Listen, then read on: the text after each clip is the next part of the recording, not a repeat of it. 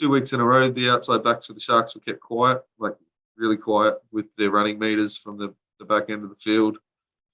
Souths were on top and making meters through the middle of the field for fun. Quick play the ball, short passing, produced a lot of up-tempo meters through the middle. The Sharks' defence was poor on the middle and then the edges. And then as soon as they got on their own goal line, they were fucking extremely good in defence and managed to repel anything that came at them on their own goal line.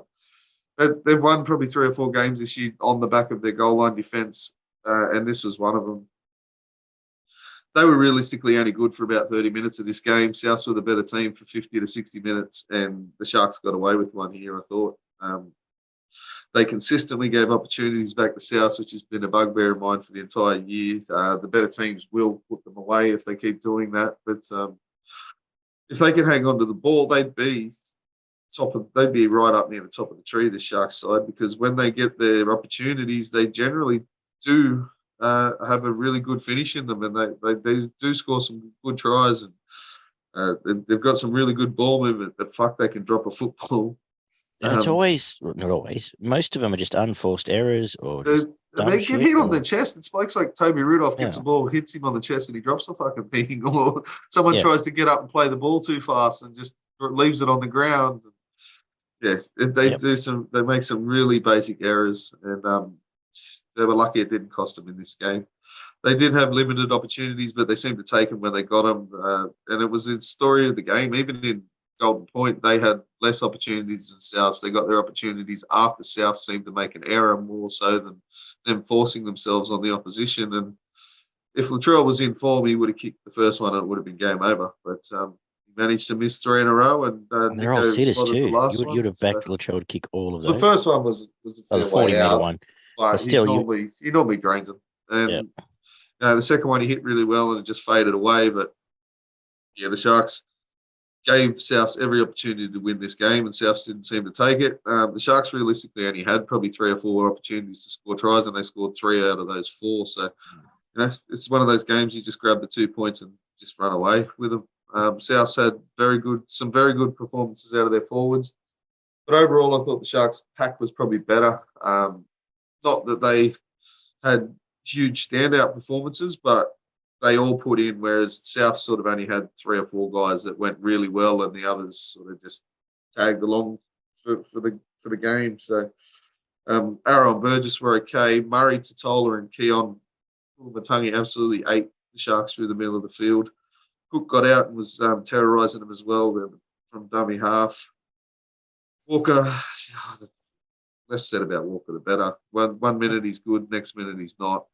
Isaiah Tass is going to be a superstar in a couple of years. That kid is he's strong, he's robust, he's fast, good on his feet, and does some spectacular things at times. I've got huge raps on him. I thought Ramian was okay. Talakai was really good with ball in hand, but he made a couple of errors again. He's one of those blokes that 10-gram multi. How about that? Oh, really? Didn't realise. He's one of those blokes that tries to play the ball too fast or just drops a ball that hits him on the chest, and he seems to do it consistently. Most forwards are pretty good for the Sharks, minus Hunt and Ueli. Hunt got knocked out, and Ueli just he's definitely not fit. Hopefully they get him fit in the next month, but see what happens. McGuinness was fantastic, as was Toby Rudolph and Hines. They were the best players for the Sharks easily. I thought Cameron Murray was the man of the match in this game. I thought he was the best player on the field. Nico Hines with the 2 points just because he slotted it, and he was part of the reason that the Sharks did score their points when they did. And then I had 1 point for either Tavita Totola or Cameron McGuinness. Oliver, your takeaways? Well, I'll probably go McInnes with that. But I wonder, when was the last time we had 5 players make 50-plus tackles in a single game? Because I can't honestly ever remember it. And those were, as Barney's covered off, probably the 3 standout performers throughout the game. I agree Souths were probably a bit better, but I do think it was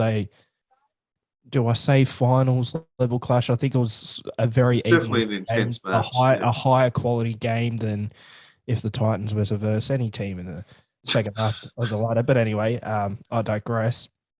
When we're But I talking thought, football, yeah, just don't mention the Titans. And just put someone else in there instead of the Titans. I would say the Tigers, but Let's say Newcastle. I hear about Yeah, these pricks all the Dragons. time. Yeah, let's just anyway.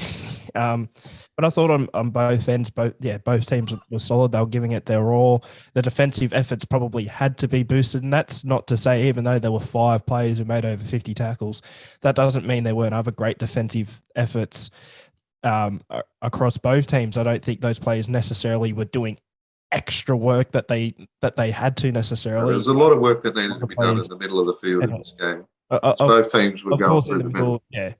In general, I probably agree that Cam Murray was probably the best player in the field, and probably I think he was probably that leader, I guess you could say, in Souths, having that bit of a better performance. Whereas I don't think Latrell was horrible by any stretch, but it was since coming back probably. It was his quietest game. Yeah, like it doesn't help when he gets shifted to the centres. But he wasn't looking to get involved either early in the games. I think as well. Just looking at Lachlan Ilias in general over the past couple of months, I think he's improved a lot. But to me, I don't know. What will? It's very hard to improve when you're 18 and you're just getting no assistance. But that's the thing. He's growing on his own. It feels. But he did make a couple of critical errors here. He got caught with the ball on last tackle 2 or 3 times. But dropped the ball cold a couple of times as well. Yeah, one of his biggest negatives or biggest hindrances is actually Cody Walker. I think. I don't. That was my point. I don't think they necessarily work well together. And to be honest, if you chucked, I don't know, Blake Taff or whatever in the halves with Ilias, he might do a lot better and have a bigger impact on games. So, but that's more a thing about Cody Walker, who, as you said, even Golden Point there, like have a different point of attack where, give him a shot, give Ilias a shot. Like I assume they just don't trust Cody Walker, but give Ilias a shot, or you need to have a halfback that can do that too. Anyway, anything else to add? No, pretty much covered it off there. I think we all did. 3 to that fella you said. 2 to I thought McGuinness was tremendous. I'd be happy to elevate McGuinness above. And then Nico for 1, but happy to be fair.